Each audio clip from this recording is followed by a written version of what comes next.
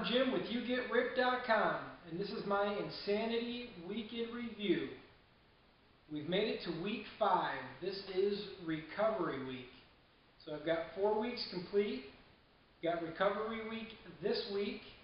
Then there'll be 4 weeks left in the program. To this point, I've lost 8 pounds.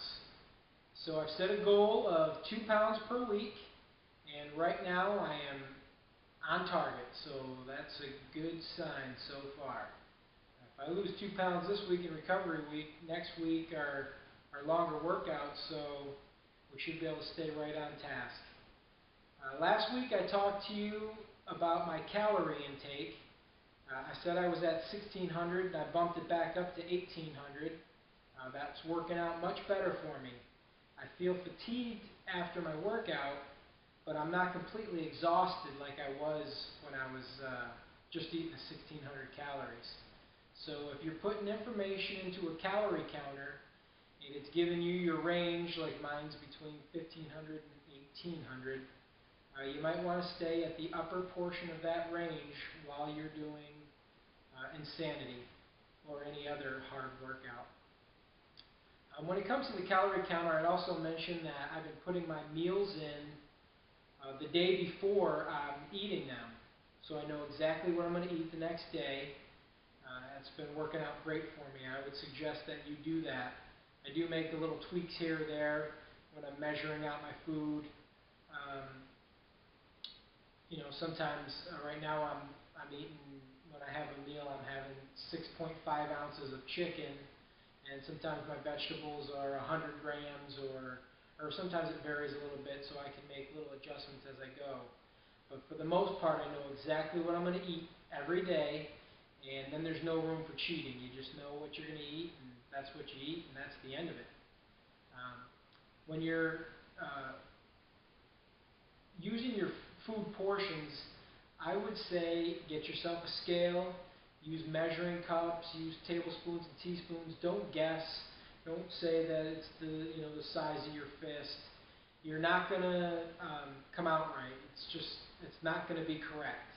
You've got to make sure you're doing this exactly the way it's supposed to be and measure your food out the way it should be. I got my Shakeology this week. I felt like a kid on Christmas morning. I was so excited.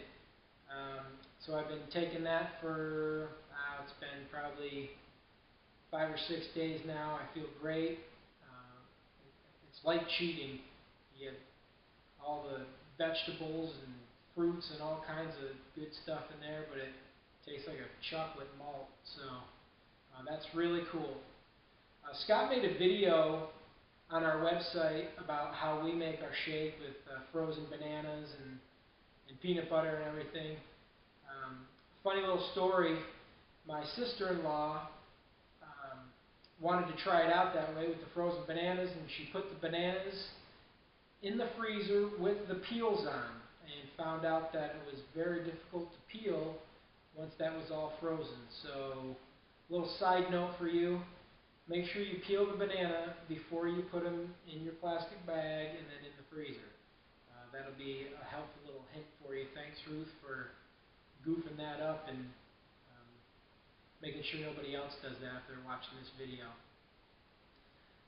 This past weekend was Super Bowl weekend, and as you can imagine, there were temptations of bad foods not to eat at the party we went to. Again, if you're putting your food into your calorie counter and you just eat what you say you're going to eat, it makes it a lot easier not to eat those bad foods. Just say no to them, especially while you're doing your program. Stay on track. Make a declaration to yourself that this is what you're going to do, and then just do it.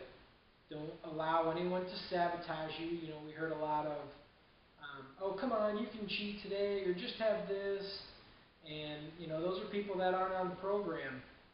And they're just going to hold you down or hold you back. And there's no sense in doing that. You just need to continue on with what you're doing and stay on course. While you're doing your workout, you might run into some obstacles.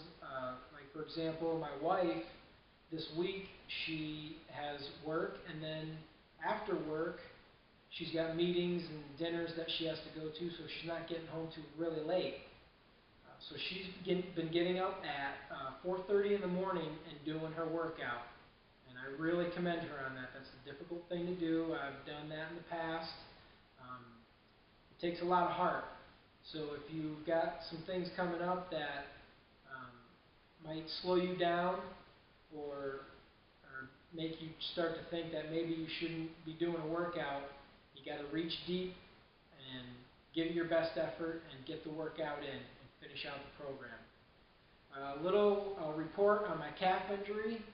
It feels great. I haven't wrapped it for a couple workouts now, and everything's going well.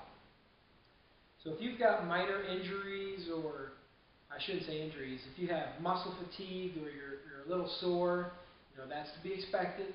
That's okay. Work through it. If you've got a major injury, something that's going to just keep getting worse and it's going to hold you back, you might want to stop or see your doctor and make sure you get that fixed. But if you've got those little minor nagging aches and pains, push through and finish the program. Scott and I are going to do a group challenge, and we'd like to get some people that are interested in losing weight or getting ripped to sign up for that, so we can track your progress, help you out, get the group dynamic going, and see if we can help some folks out. If you're interested in this, go to yougetripped.com, enter your email address, and we'll send you information on what we plan to do and how we're going to accomplish this. I hope these videos are helpful, and I hope we're helping you reach your goals, and you keep tuning in. Thanks for watching, and we'll see you next week.